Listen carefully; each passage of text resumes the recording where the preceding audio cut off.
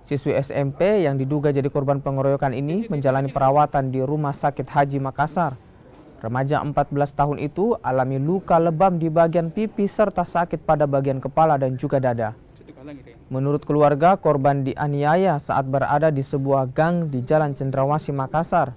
Saat itu, korban keluar dari sekolah dan baru saja selesai ujian. Para pelaku pengeroyokan diketahui juga masih berstatus pelajar. Atas kejadian ini, pihak keluarga telah melaporkan ke pihak kepolisian.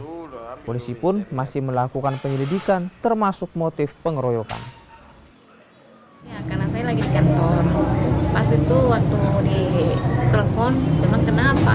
Katanya dikeroyok sama temannya.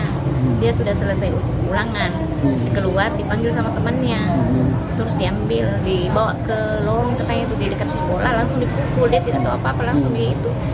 Tapi menurut yang sakit, yang klien ini saya tanya, dia bilang itu awal dari waktu dia ulangan dia minta nyontek. Sering dikasih begitu katanya. Oh ya, memang benar hari ini jam 10.30 pagi tadi terjadi kekerasan, dugaan kekerasan terhadap seorang siswi SMP yang kejadiannya di Jalan Cendrawasih, Kecamatan Mamajang, yang diduga dilakukan oleh sesama siswi karena motif dugaan difitnah. Diduga memfitnah sehingga pelaku melakukan kekerasan. Ini kan semuanya pelaku dan korban semuanya masih di bawah umur. Berarti TKP ini di area sekolah atau setelah sekolah? Di luar sekolah.